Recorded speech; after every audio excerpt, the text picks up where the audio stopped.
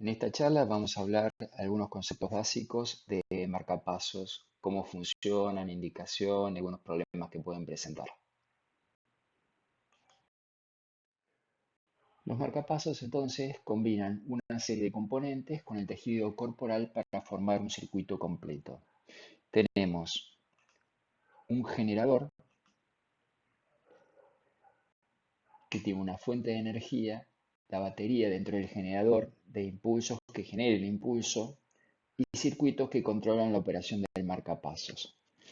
Tenemos cables, los electrodos, que son cables aislados que envían el impulso eléctrico desde el generador al corazón.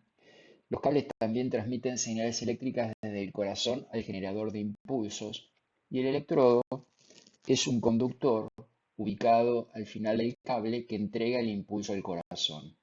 En un sistema bipolar, el tejido corporal es parte del circuito solo en el sentido de que afecta la impedancia en la interfase electrodo-tejido. En cambio, en un sistema unipolar, el contacto del tejido corporal es esencial para conectar a tierra el dispositivo y permitir que ocurra la estimulación. Dentro de los electrodos podemos decir que hay dos tipos de electrodos, los endocárdicos y los epicárdicos. Los epicárdicos son los que ustedes ven que ponen, por ejemplo, en cirugía. En general, los que se usan habitualmente son los endocárdicos y a su vez podrían ser unipolares o bipolares. Lo habitual es colocar cables bipolares. A su vez, estos electrodos pueden tener una fijación pasiva, que tienen esta especie de espigas que se fijan en el trabeculado del corazón, fundamentalmente del ventrículo. En la aurícula es más difícil y lo que se hace cuando son pasivos es tratar de colocarlos en la orejuela.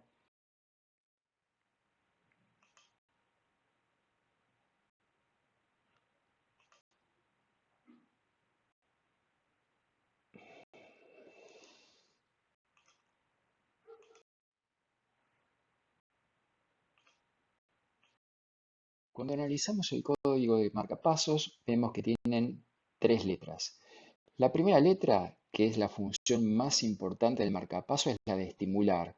Entonces, si tiene una B, significa que estimula el ventrículo. Si tiene una A, significa que estimula la aurícula. Y si tiene una D, significa que puede estimular tanto la aurícula como el ventrículo. Si tiene una O, significa que no estimula ninguna de las cámaras. La segunda letra indica qué cámara es la sensada y nuevamente puede ser una B si sensa el ventrículo, una A si sensa la aurícula, una D si sensa las dos cámaras o una O si no sensa ninguna de las dos cámaras.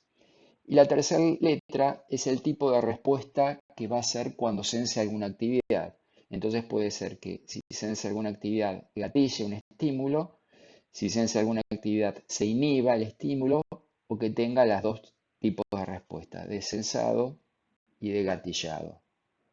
La cuarta letra es el tipo de función programable, si tiene, por ejemplo, respuesta en frecuencia o no, que adapte la frecuencia cardíaca de estimulación a la frecuencia que necesita el paciente.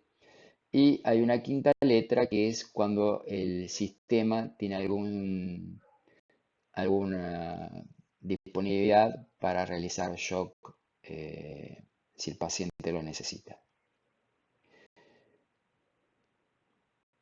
En esta siguiente diapositiva lo que vemos es un paciente donde vemos una espiga que estimula la aurícula seguido de un QRS normal. Entonces, este marcapasos podríamos decir que es un marcapasos A porque estimula la aurícula.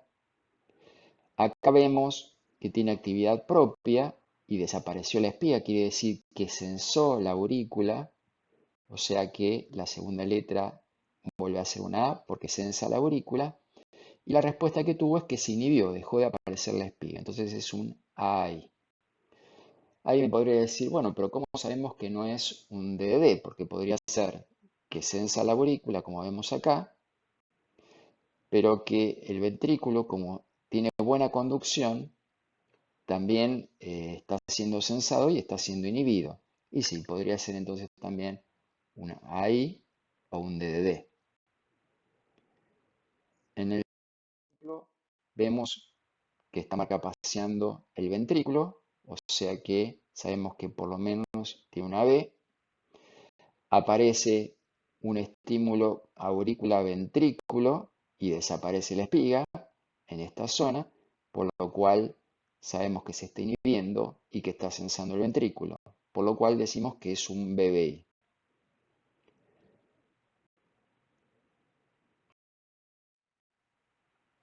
Acá, ¿qué es lo que se ve? Se ve una aurícula, una espiga y un ventrículo. Entonces lo que nos estamos dando cuenta es que sensa la aurícula, porque hay una relación entre la aurícula y la espiga,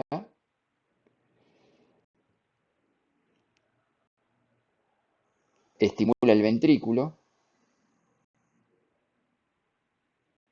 y lo más común en estos casos es que sea un DDD, es decir, puede estimular ambas cámaras, pero no está estimulando la aurícula porque se inhibe, porque la sensa. Entonces, tiene la capacidad de estimular ambas cámaras, de sensar ambas cámaras, de inhibirse la aurícula porque le está sensando y de estimular el ventrículo porque sensó aurícula y entonces gatilla el estímulo ventricular.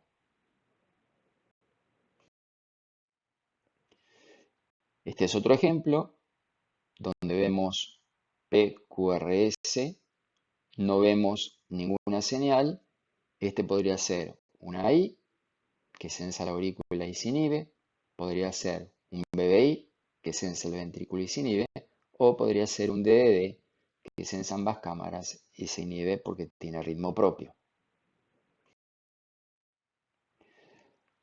Aquí en cambio, claramente vemos que estimula tanto aurícula como ventrículo. Entonces sabemos que es un D porque estimula las dos cámaras y probablemente si estimula las dos cámaras tiene la posibilidad de sensar las dos cámaras, por lo cual la segunda letra también sería una D y el tipo de respuesta va a ser también dual. Si sensa una aurícula, va a disparar en el ventrículo. Si sensa las dos, se va a inhibir. Y si no sensa ninguna, va a estimular las dos cámaras. Un ejemplo más, donde vemos estimulación auricular.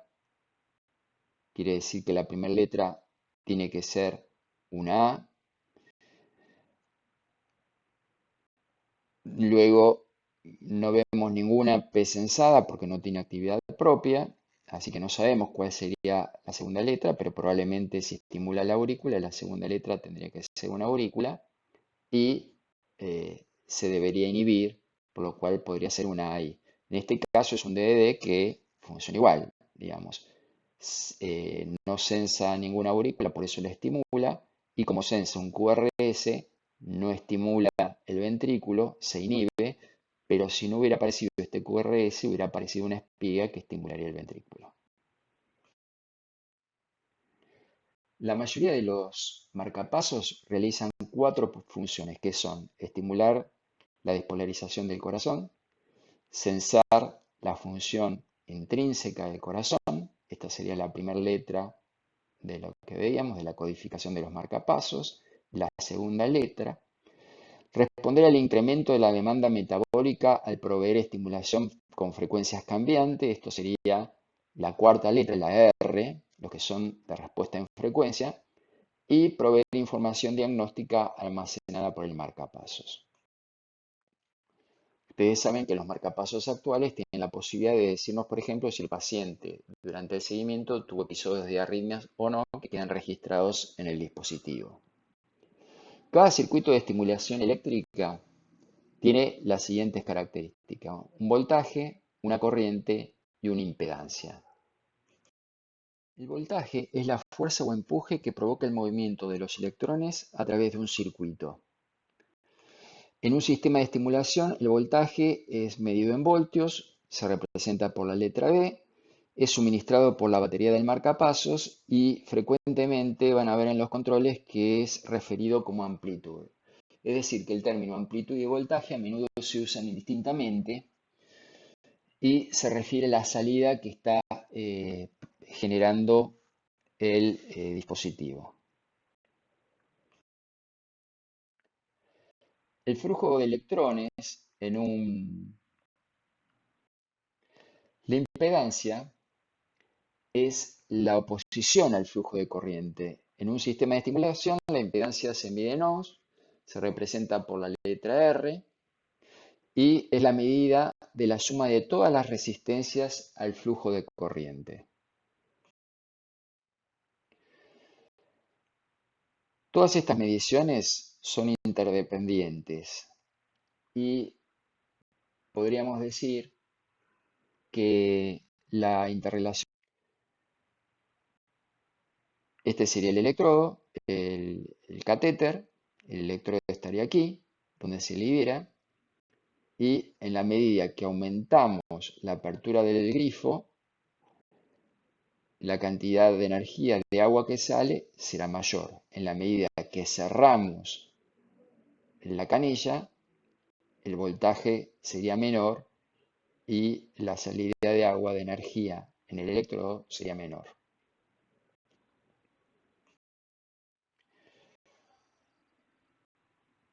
Cuando la manguera es normal, no tiene resistencia o tiene una resistencia adecuada, el flujo es el esperado. Cuando la cubierta del electrodo se rompe y empezamos a tener como en una manguera filtraciones, la resistencia baja. El flujo se mantiene, pero como nos damos cuenta, la resistencia va a ser menor.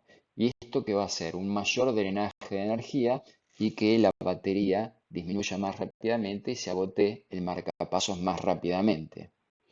Si tenemos el efecto opuesto, una gran resistencia, un nudo en la manguera, vamos a tener muy poquita agua o nada de agua, lo que sería bajo flujo de corriente, una resistencia muy alta, la batería va a durar, pero obviamente no vamos a conseguir la estimulación que es el objetivo de nuestro marcapasos.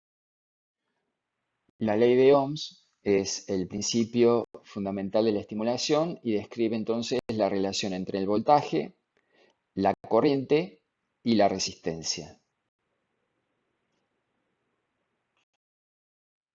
Si se reduce el voltaje a la mitad, la corriente también se reduce a la mitad.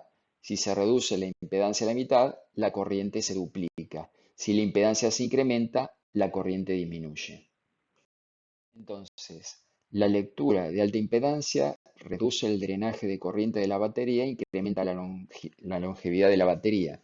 Pero obviamente esto ocurre muchas veces cuando tenemos que se rompe el conductor del electrodo. Entonces la corriente no llega a donde queremos, que es al miocardio, para lograr la estimulación. La lectura, en cambio, de baja impedancia incrementa el drenaje de corriente de la batería y reduce la longevidad. Las impedancias normales están entre 300, 1000, 1200. Ahora hay electrodos que llegan a 1500 para tratar de aumentar la longevidad de la batería. Los valores de impedancia de los electrodos cambian debido a la ruptura del revestimiento. Entonces ahí vamos a tener, como cuando se pinchaba la manguera, disminución de la resistencia o fractura del conductor, que es cuando, por ejemplo, veíamos el ejemplo de la manguera anudada. Ahí la corriente no pasa porque está fracturado el conductor. Entonces, acá vemos disminución de la impedancia y acá aumento de la impedancia. Otro elemento importante a considerar es el umbral de estimulación. El umbral de estimulación se define como el estímulo eléctrico mínimo necesario para capturar consistentemente el corazón por fuera del periodo refractario cardíaco. Y los parámetros utilizados para garantizar la captura son la amplitud del impulso y el ancho del pulso.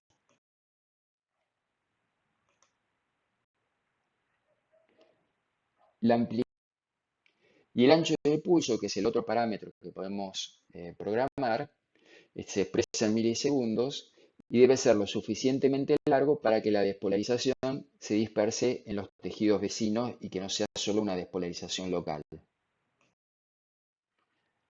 La curva fuerza-duración ilustra la compensación de la amplitud, intensidad de la estimulación medida en voltios, y la duración, la cantidad del tiempo que se aplica la estimulación medida en milisegundos. La captura ocurre cuando el estímulo hace que el tejido reaccione. En el gráfico, la captura ocurre sobre o por encima de la curva. Cualquier cosa por debajo de la curva no genera captura. Lo que es interesante acá es como vemos que, por ejemplo, a cierto umbral de estimulación, a cierta cantidad de voltios, por más que aumentemos la duración en milisegundos, no lograremos captura. Entonces tenemos que buscar el mejor punto donde el ancho del pulso y la amplitud de voltios se combinen para lograr el umbral de estimulación adecuado y consumir la menor cantidad de batería posible para aumentar la longevidad del marcapasos. Los factores que afectan la longevidad incluyen la impedancia del electrodo. Ya vimos que a menor impedancia del electrodo, mayor drenaje de energía hay y menor duración de la batería. Y viceversa, a mayor impedancia del electrodo, mayor duración de la batería. Los parámetros de amplitud y ancho de pulso que programemos, obviamente a mayor amplitud y mayor ancho de pulso, menor duración de la batería. El porcentaje de eventos estimulados versus sensados. Cuanto mayor necesidad de estimulación tengamos en el paciente, mayor consumo de batería va a haber. Y la activación de modo respuesta cambiante. Cuanto más activación, más frecuencia cardíaca necesita el paciente, mayor probabilidad que la batería se agote antes.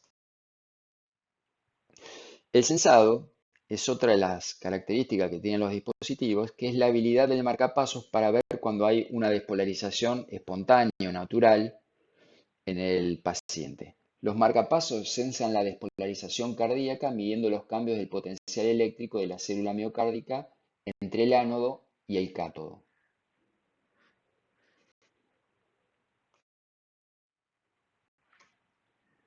Un marcapasos debe ser capaz de sensar y responder a ritmos cardíacos. Un sensador preciso permite al marcapasos determinar si el corazón tiene o no latidos propios, y el marcapasos está usualmente programado para responder con un latido estimulado solo cuando el corazón no puede producir el latido espontáneo, es decir, solo se va a inhibir cuando pueda detectar un latido espontáneo.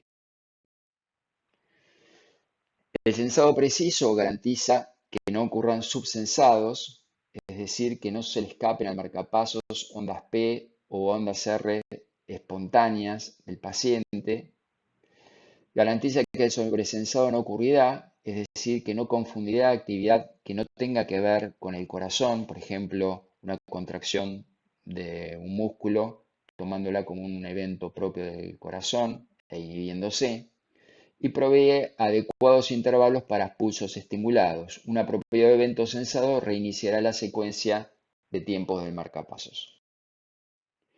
Y acá vemos un ejemplo donde vemos una espiga que estimula el ventrículo, una espiga que estimula el ventrículo y un QRS donde el marcapasos debería haber sensado esta actividad y sin embargo no la sensa y genera un nuevo estímulo.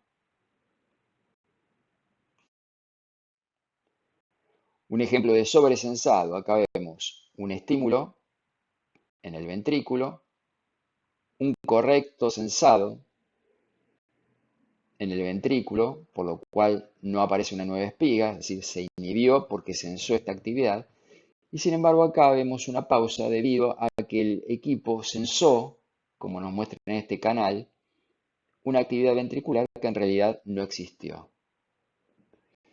Entonces, si esto se prolongara en el tiempo, el marcapasos estaría inhibido y quizás si el paciente no tiene ritmo propio, puede tener un evento de síncope.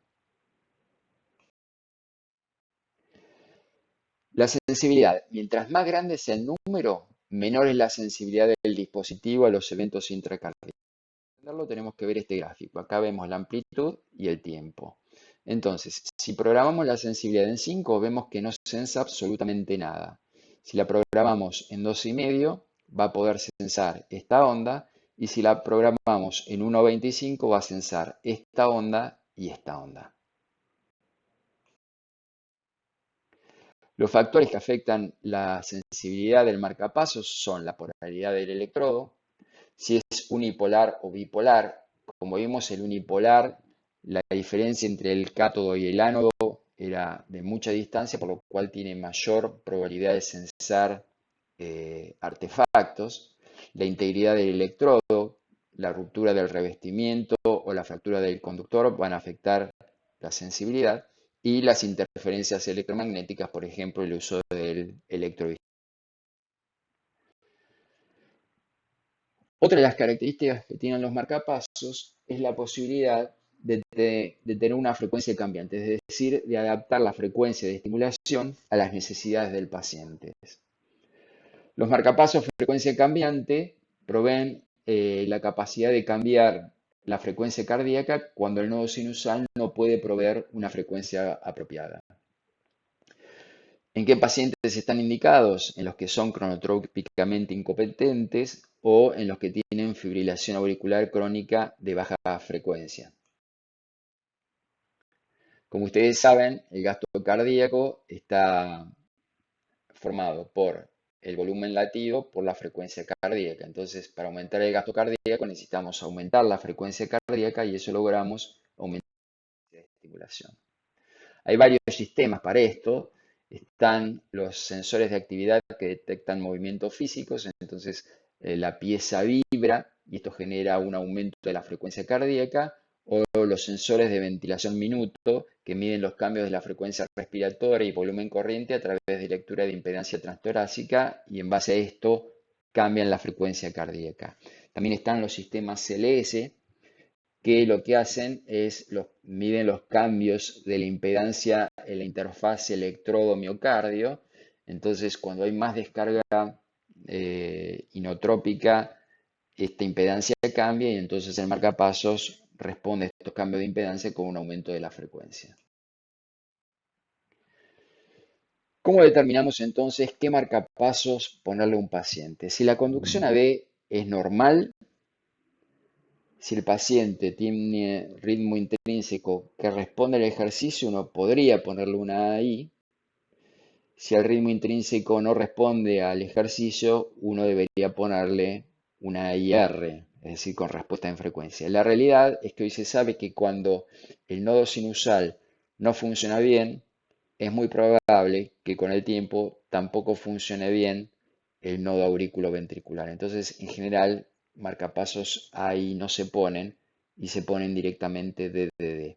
¿Y en qué pacientes uno no pondría un marcapasos DDD? Bueno, en los pacientes que tienen fibrilación auricular, porque obviamente la estimulación auricular no cumpliría ninguna función. En estos pacientes lo recomendado es poner un BBIR. Algunas complicaciones relativas a la inserción del catéter. Y acá vamos a ver las complicaciones a las que uno tendría que estar atento en los postquirúrgicos del implante de un marcapasos, que son el neumotórax, el hemotórax, el daño de la arteria subclavia, la embolia arterial, el daño del plexo braquial, el daño de la válvula tricúspide, la perforación cardíaca y el taponamiento cardíaco. También puede ser el implante inadecuado en seno coronario o a través de un foramen oval permeable en el ventrículo izquierdo.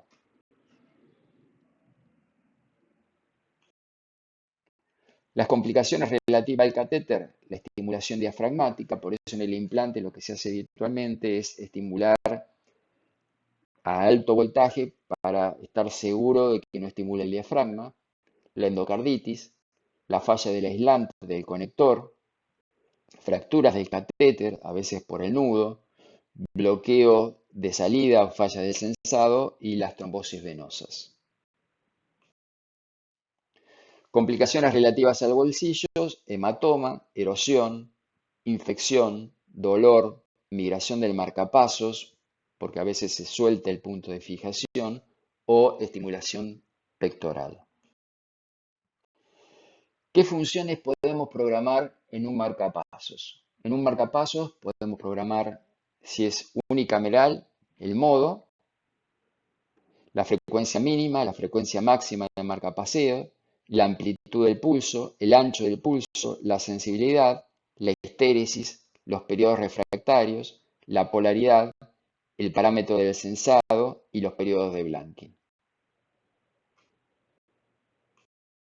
Acá vemos un ejemplo donde lo que se regula es la estimulación, la frecuencia de estimulación. Vemos los intervalos de regulación que son constantes y en este caso vemos un latido propio del paciente que no genera ningún cambio en el intervalo de regulación. Esto podría deberse a que hay un subsensado, no llegó a censar esto, o a que el marcapasos está programado para que no sense nada. Por ejemplo, si fuera un marcapasos B o O.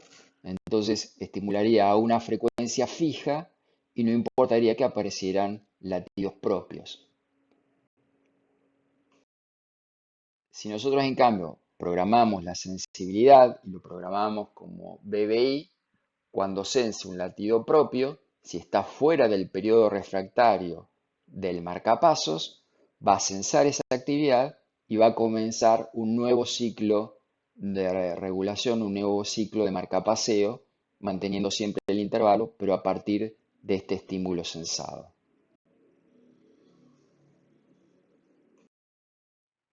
Cuando el marcapasos es bicameral, nuevamente vamos a poder programar el modo de estimulación, la frecuencia mínima y máxima, la amplitud y el ancho de pulso, la sensibilidad, la histéresis, el periodo refractario auricular, el auricular posevento ventricular, el periodo refractario ventricular, los intervalos aurículo-ventriculares y la polaridad de estimulación.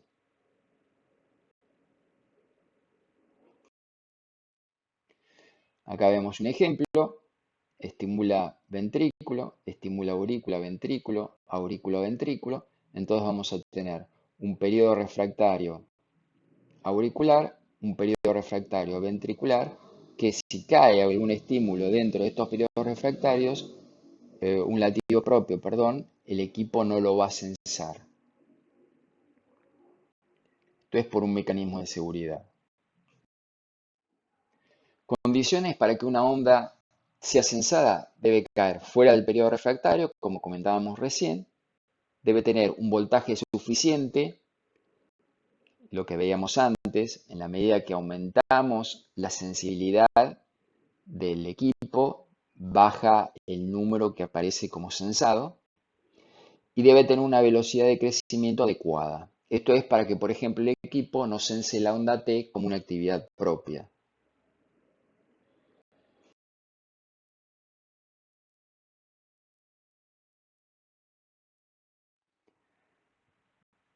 Relación entre los síntomas y las probables causas relacionadas con el marcapasos. Entonces, cambio de la capacidad funcional puede ser por síndrome de marcapasos o por pérdida de captura, síncope, presíncope o mareo por falla de la estimulación o agotamiento de batería, contracción muscular si es pectoral por estimulación unipolar o pérdida del aislamiento, diafragmática por desplazamiento del electrodo, programación con energía de salida demasiado elevada o perforación del miocardio por el electrodo endocavitario. Acá vemos un ejemplo. Si ustedes miran, lo que se ve es PQRS, una espiga, PQRS, una espiga, PQRS, espiga. Entonces, lo que estamos viendo acá es una falla de sensado. En este otro caso, lo que estamos viendo es latidos estimulados y acá una falla. En este caso hay un subsensado y en este caso hay un sobresensado. Vemos que falla el sensado, sensa algo, por lo cual deja de estimular y aparecen latidos de escape. Acá lo que se ve es una espiga que debería estimular la aurícula, pero que no hay aurícula, o sea, una falla de captura, un estímulo ventricular y una onda P retroconducida. Muchas veces esto puede dar sintomatología al paciente porque lo que está haciendo es contraerse el ventrículo prácticamente en forma simultánea con la aurícula, con lo cual la contracción auricular encuentra la válvula mitral y tricúspide cerrada, por lo cual tiene un flujo retrógrado y esto genera muchas veces sintomatología al paciente. El ejemplo anterior es lo que se llama síndrome del marcapasos. Y acá lo que vemos es lo que se llama una taquicardia mediada por el marcapasos, donde estimula la aurícula, luego se estimula el ventrículo y el equipo comienza a censar una P retrógrada, retroconducida, y al censar esa P vuelve a estimular el ventrículo, la P vuelve a aparecer retroconducida, la vuelve a censar el equipo, vuelve a estimular, y esto genera un mecanismo similar a lo que sería una reentrada nodal, por lo cual el paciente se pone muy sintomático por estos episodios muy frecuentes de taquicardia mediada por el marcapasos. Bueno, muchas gracias.